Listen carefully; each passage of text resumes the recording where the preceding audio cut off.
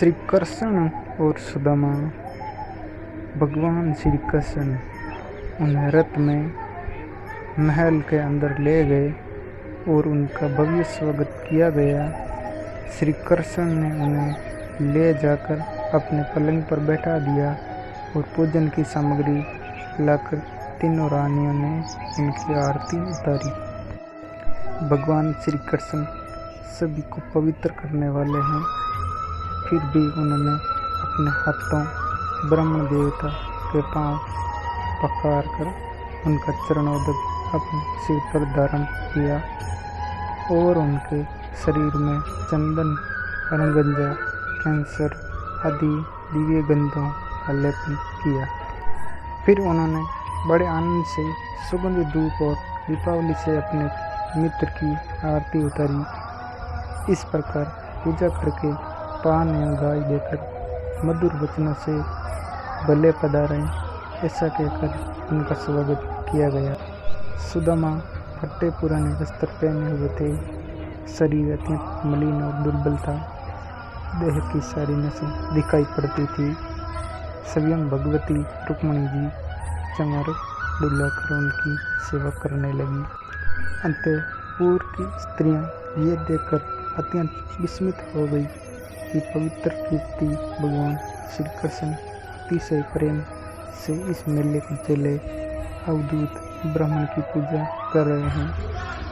वे आपस में कहने लगी, इस नंग दड़ंग निर्धन निधन और निकृष्ट भिखमंगे ने ऐसा कौन सा पुण्य किया जिससे त्रिलोक गुरु श्रीनिवास श्री कृष्ण स्वयं इसका आदर सत्कार कर रहे हैं। देखो तो सही, अपने पलंग पर सेवा करती हुई स्वयं लक्ष्मी रूपिणी रुक्मणी जी को छोड़कर इस ब्राह्मण को अपने भाई बलराम जी के समान हृदय से लगाया है। भगवान श्री कृष्ण और वे ब्राह्मण दोनों एक दूसरे का हाथ पकड़कर अपने पूर्व जीवन की उन आनंददायक घटनाओं का स्मरण और वर्णन करने लगे जो गुरु संदीपनी जी के गुरुकुल में रहते समय घटित हुई थी। भगवान श्री कृष्ण ने कहा, धर्म में मर्मज्ञ ब्राह्मण देव, गुरु दक्षिणा देकर जब आप गुरुकुल से लौट आए तब आपने अपने अनुरूप स्त्री से विवाह किया या नहीं। मैं जानता हूँ कि आप चित्त गृहस्थी में रहने पर भी प्राय 20 भोगों में आसक्त नहीं हैं। विद्वान, ये भी मुझे मालूम है कि धन आदि में भी आपकी कोई प्रीति नहीं है। जगत में विरले ही लोग ऐसे होते हैं जो भगवान की माया से निर्मित विषय संबंधी वासनाओं का त्याग कर देते हैं और चित्त में विषयों की अनेक भी वासना न होने पर भी मेरे समान केवल लोक शिक्षा के लिए कर्म करते रहते हैं। ब्राह्मण शिरोमणि, क्या आपको उस समय की बात याद है जब हम दोनों एक साथ गुरुकुल में निवास करते थे? सचमुच गुरुकुल में ही त्रिजातियों को अपनी ज्ञातव्य वस्तु का ज्ञान होता है जिसके द्वारा वे अज्ञान अंधकार से पार हो जाते हैं। मित्र, इस संसार में शरीर का कारण जन्मदाता पिता प्रथम गुरु, इसके बाद उपनयन संस्कार करके सत्कर्म की शिक्षा देने वाला दूसरा गुरु है। वह मेरे ही समान पूज्य हैं। तदंतर ज्ञानोपदेश करके परमात्मा को प्राप्त करने वाला गुरु तो मेरा स्वरूप ही है। वर्णाश्रमियों के ये 3 गुरु होते हैं मेरे प्यारे मित्र। गुरु के स्वरूप में स्वयं मैं इस जगत में वर्णाश्रमियों में जो लोग अपने गुरुदेव के उपदेशानुसार अनायास की भवसागर पार कर लेते हैं, वे अपने स्वार्थ और परमार्थ के सच्चे जानकार हैं। प्रिय मित्र, मैं सबका आत्मा हूँ, सबके हृदय में अंतर्यामी रूप से विराजमान हूँ। मैं गृहस्थ के धर्म, पंचमहायज्ञ आदि से, ब्रह्मचारी के धर्म, उपनयन, वेदाध्ययन आदि से, वानप्रस्थ के धर्म, तपस्या से और सब ओर से उपरांत हो जाना, इस सन्यासी के धर्म से भी उतना संतुष्ट नहीं होता जितना गुरुदेव की सेवा सुबुसा से संतुष्ट होता हूँ। ब्राह्मण, जिस समय हम जो गुरुकुल में निवास कर रहे थे उस समय की वह बात आपको याद है क्या?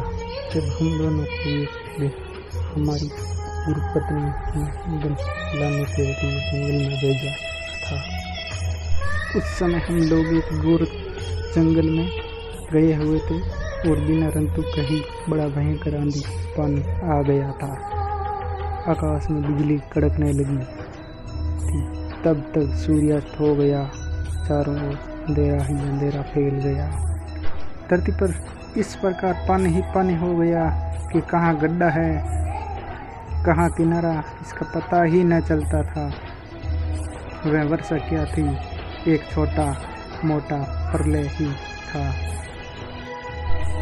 आंधी के झटकों और वर्षा की बौछारों से हम लोगों को बड़ी पीड़ा हुई।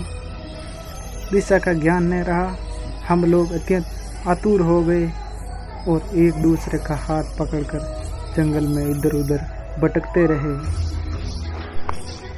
जब हमारे गुरुदेव संदीपनी मुनि को इस बात का पता चला तब वे सूर्योदय होने पर अपने शिष्य हम लोगों को ढूंढते हुए जंगल में पहुंचे और उन्होंने देखा कि हम अत्यंत आतुर हो रहे हैं। वे कहने लगे, आश्चर्य आश्चर्य पुत्रों, तुम लोगों ने हमारे लिए अत्यंत कष्ट उठाया। सभी प्राणियों को अपना शरीर सबसे अधिक प्रिय होता है, परंतु तुम दोनों उसकी भी परवाह नहीं करके हमारी सेवा में ही संलग्न रहे। गुरु के ऋण से मुक्त होने के लिए सब शिष्यों का इतना ही कर्तव्य है कि वे विशुद्ध भाव से अपना सब कुछ और शरीर भी गुरुदेव की सेवा में समर्पित कर दे। द्विज शिरोमणियों, मैं तुम लोगों से अत्यंत प्रसन्न हूँ। तुम्हारे सारे मनोरथ, सारी अभिलाषाएं पूर्ण हो और तुम लोगों ने हमसे जो वेदाध्ययन किया है वे तुम्हें सर्वदा तटस्थ रहे तथा इस लोक एवं परलोक में कहीं भी निष्फल न हो। प्रिय मित्र, जिस समय हम लोग गुरुकुल में निवास कर रहे थे हमारे जीवन में ऐसी अनेकों घटनाएं घटित हुई थी। इसमें संदेह नहीं कि गुरुदेव की कृपा से ही मनुष्य शांति का अधिकारी होता है और पूर्णता को प्राप्त करता है।